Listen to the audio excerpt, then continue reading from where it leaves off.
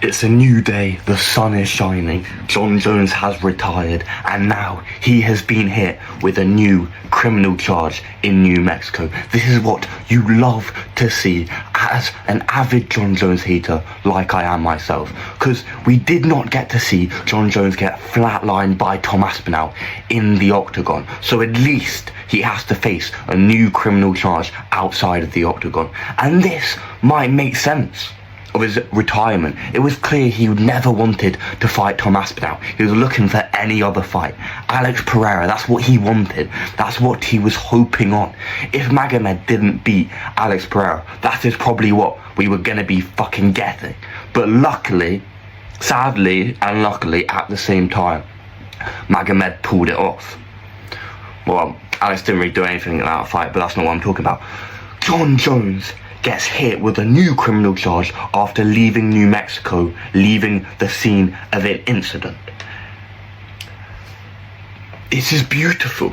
It is beautiful. Court records obtained by MMA Fighting show Jones was charged on June the 17th for leaving the scene of an accident, no great bodily harm or death, as a misdemeanor. But this just makes sense. This just makes sense. Jon Jones has never changed. It is clear in his being fruitiness in the pool in Russia, and this now with his new incident, and just last year with his incident with a new texting agency. It is clear that Jon Jones has not changed, and he has no interest in changing. And this makes me fear. This makes me fear for his wife and kids, because if this is what he is doing still, anything that they can say to him, imagine if they say, make a joke about Tom Aspinall. He's gonna fucking come in with a flying back kick, mate. Like Joe Rogan said before, this guy developed a spinning back kick at 38. At 38.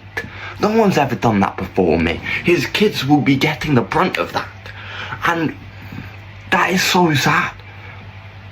Obviously, I am joking, but the alleged incident was actually listed as February the 24th. There is no word why it took months to formally the files to be formally charged, but Jones is due back for bond arrangement the 24th of June, and he is nowhere to be seen. This is worrying. This is worrying for Jon Jones. The Albuquerque Journal first reported the charges stemmed from the car incident where a woman was found in the front passenger seat. One of the vehicles involved. Because obviously he was in that vehicle, but exhibiting signs of intoxication and lacking clothing from the waist down. No. Jon Jones is cheating on his wife.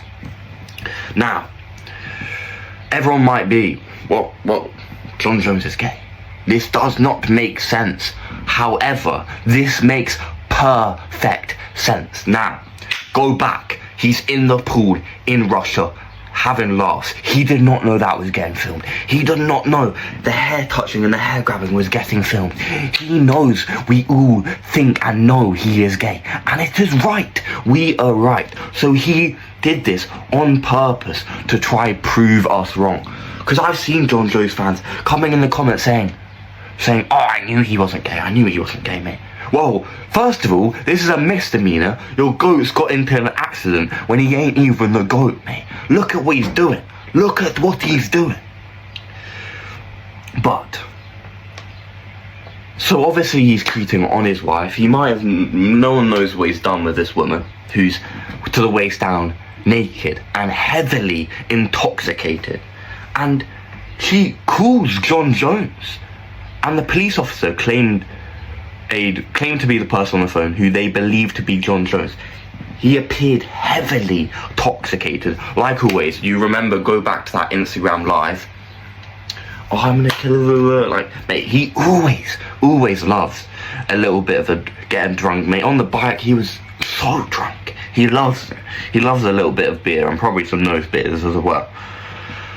But he appeared to be heavily intoxicated, making statements implying his capacity to employ lethal force through third parties. What does that mean? Does that mean Jon Jones has a hitman? What? Jon Jones has a hitman? Mate, what? What? Mate, who does Jon Jones know? What kind of crowd is he hanging around, mate? This makes me even more worried for the lives of his wife and kids. This is appalling. Appalling. And then when the officer spoke to who Jones allegedly made allusions to violence, but he never answered directly to identify himself. And I do not have a recording of the voice call. But as an avid Jon Jones hater, and as time and time again, history usually repeats itself. Sometimes people change. I'm not going to say they don't. But Jon Jones is not one of those people. And he has made it clear time and time and time and time again. So, it is just... It makes me happy and sad because I am an avid Jon Jones hater. And this makes me happy. But, for the sport, it is such a bad light. But the police do say they eventually interviewed Jon Jones a few days later, and he claimed the woman found in his car had left his house earlier in the day and had been intoxicated. Jon Jones claimed she had called him after getting into a crash. The person she handed the phone to her immediately opened the conversation with professional language, which led him to doubt the legitimacy of the individual's claims. The woman involved in the incident allegedly drank alcohol and contained mushrooms at Jon Jones' house, mate. Jon Jones is having diddy parties. What?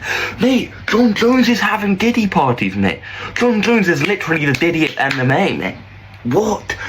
MMA Guru said it, but this is proof. Jon Jones is having diddy parties. Jon Jones is literally having diddy parties. What the hell? This needs to be stopped. He needs to be changed. And stated she needed to be changed. Her clothes needed to be changed. What, so she couldn't get pants on? What?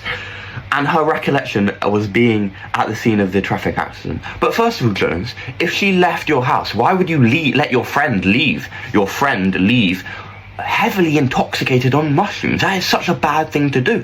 And you, as someone who have had multiple run-ins with the law for DUI offences, you should know how badly this could go.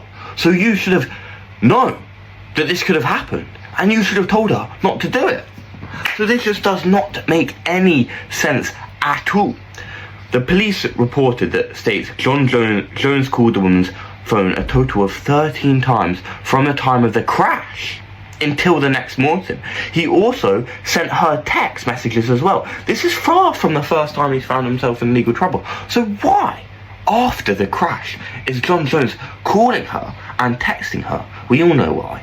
Because he's telling her, don't you dare say anything about this. I'm going to come for you. Because he's got third parties. Jon Jones has a hitman. Jon Jones is the Diddy of MMA. And we did not get to see Tom Aspinall flatline him in the octagon like everyone should, and I would have liked. If you were a Jon Jones hater, get the fuck out. Get the fuck out. No one gives a fuck.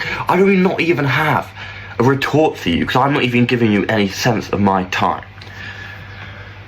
But obviously I'm not going to go into his other fucking incidents with the law. We all know what happened. But this just proves that Jon Jones has not changed. And if anything, he has got worse. And it worries me that now he does not have MMA to keep in some sort of moral, just be not that bad. Not that bad. He's been bad, but like, he's done worse shit. So hopefully he retires and he cools down a bit, but I do not see that happening. I feel like this is going to be another Conor McGregor situation, and we are going to be seeing a lot more out of Jon Jones in the next couple of years, and none of it's going to be good stuff. But I'm here for it as an avid Jon Jones hater. But I will say, it does not make me happy because it's such a bad image of the sport. Conor McGregor and Jon Jones. Conor McGregor being the biggest star in the sport, and Jon Jones, he's not the GOAT, but everyone thinks, a lot of people think he's the GOAT. So casual thinks he's the GOAT. So let me know what you think. Has Jon Jones changed? Is he just the same old whiny little bitch? Let me know